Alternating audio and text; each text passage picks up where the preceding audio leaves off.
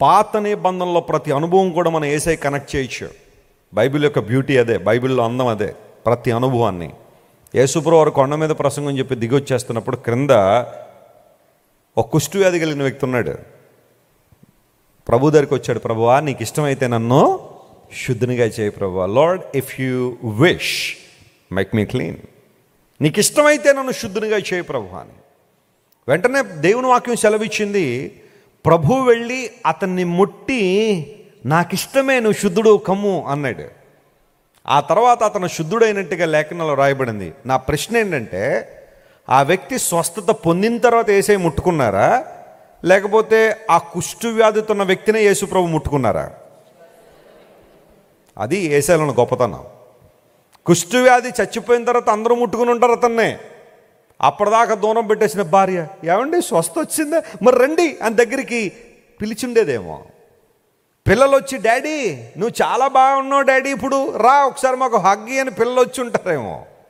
బంధువులు స్నేహితులందరూ చుట్టూ చేరి, ఇప్పుడు వస్తాను నీ దగ్గరికి అని చాలామంది వచ్చి ఉండేవారేమో. కానీ యేసయ్య ఎప్పుడు వచ్చాడో తెలుసా అతని దగ్గరికి?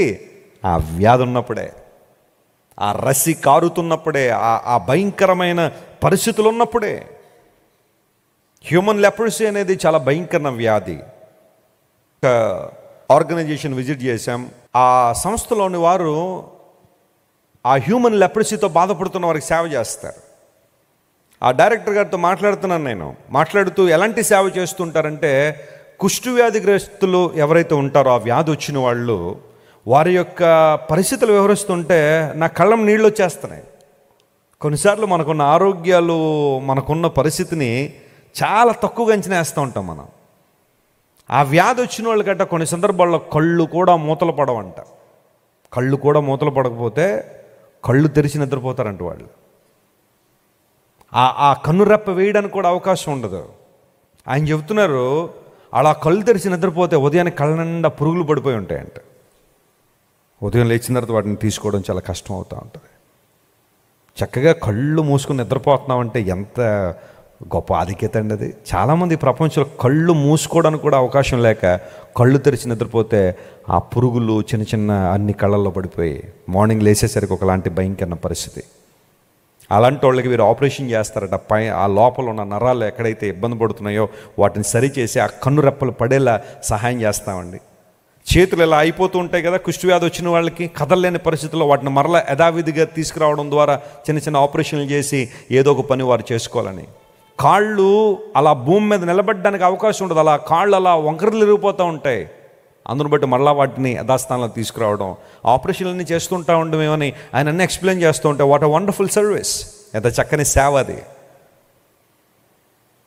అలాంటి వాళ్ళని చూడడానికే కొన్నిసార్లు మనకి ఇష్టం ఉండకపోవచ్చు, దగ్గరికి వెళ్ళడానికి చాలా ఇష్టం ఉండవచ్చు. మనం వేసే ₹10 3 అడుగుల దూరం నుండి, అమ్మ పట్టుకో కింద పెట్టమ్మా డబ్బా అని చెప్పి 3 అడుగుల దూరం నుండి ₹10 వేయడానికి యేసయ్య హత్తుకున్నాడట ఆయన్ని.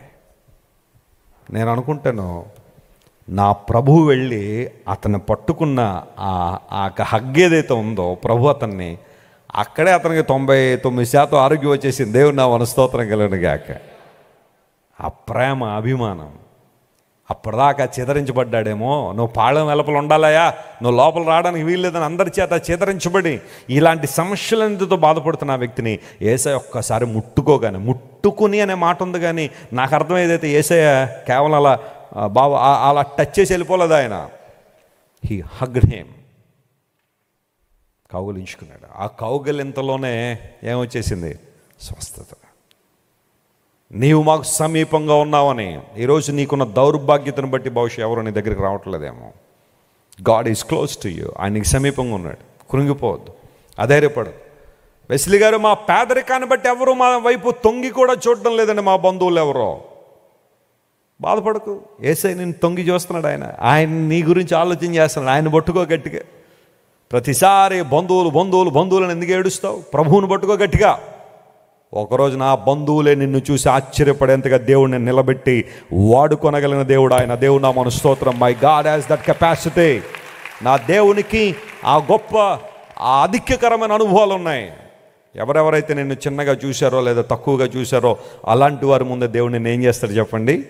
లేవనెత్తువాడు ఆయన, లేవనెత్తువాడు. నీవు మాకు సమీపంగా ఉన్నావు కనుక నీకు స్తోత్రమయ్యా. అందును బట్టి నీ కృతజ్ఞతాస్తులు చెల్లిస్తున్నాను. షడ్రక్, మేషక్, అబేద్నెగో అనబడే 3 యవనస్తులు అగ్నిగుండంలో పడవేయబడినప్పుడు ఎవరున్నారు సమీపంగా? వాళ్ళకి ప్రభువే.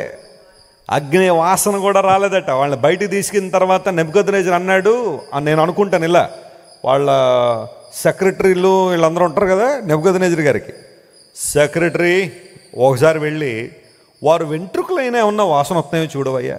మనం ఎంత ప్రయాసపడి 7 వేడి చేసి ఆ గొప్ప అగ్నిగుండంలో వీరిని వేసాం కదా, నా ఈగో సాటిస్ఫై అవ్వట్లేదు. నా ఈగో సాటిస్ఫై అవ్వాలంటే కనీసం వారి తల వెంట్రుకలైన వాసన వస్తాయేమో చూడు. ఆయా సందర్భాల్లో కొన్ని ఏరియాల్లో ఇదివరకు తాటేకులతో ఇళ్ళు ఉండేవి. ఆ ఇళ్ళు కాలిపోతుంటే కనీసం దూరంగా దగ్గరగా ఉన్న వాళ్ళు ఎవరైనా ఆ ప్రాంతానికి వస్తే వారు అక్కడి నుంచి కొంచెం మనుషుల మధ్యలోకి వచ్చేసరికి వారి యొక్క తల వెంట్రుకలు ఒకలాంటి వాసన వచ్చేది, పొగగొట్టుపోయిన వాసన వచ్చేది. ఈ వ్యక్తి అక్కడెక్కడికో వెళ్ళాడని ప్రజలు అనుకునేవారు. అయితే షడ్రక్, మేషక్, అబేద్నెగోలు అగ్నికి దగ్గరగా కాదు, అగ్ని గుండంలోనే వేయబడ్డారు. అది కూడా 7 వేడి చేయబడిన గుండంలో ప్రభు వారికి సమీపంగా వెళ్ళి 4వ వాడిగా వారితో ఏం చేశారట? ఆయన సంచరించాడు. Jesus God moved as a fourth man in the fiery furnace. ఆ భయంకరమైన అగ్నిగుండంలో 4వ వాడిగా ప్రభు వారితో సంచరించినప్పుడు అగ్ని వాసన కూడా రాలేదట. గట్టిగా చప్పట్లు కొట్టి వేసిన వాయించాల్సింది. That kind of protection God can give you my friend.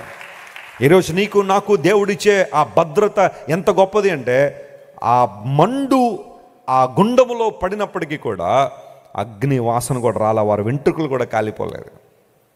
ఎంత గొప్ప దేవుడు ఆయన. ఆయనకి సమీపంగా ఉన్నాడనే విషయం గుర్తించాలా. God is close to you. అందును బట్టే దేవునికి కృతజ్ఞతాస్తులు చెల్లించాలని బైబిల్ సెలవిస్తూ ఉంది. మీరు ఇంతవరకు విన్న దైవ సందేశం మరియు దేవుని సేవకులు చేసిన ప్రార్థన మీకు ఆశీర్వాదకరముగా ఉన్నదని విశ్వసించుచున్నాము. ఈ సందేశాన్ని మీ స్నేహితులకు, బంధువులకు షేర్ చేయండి.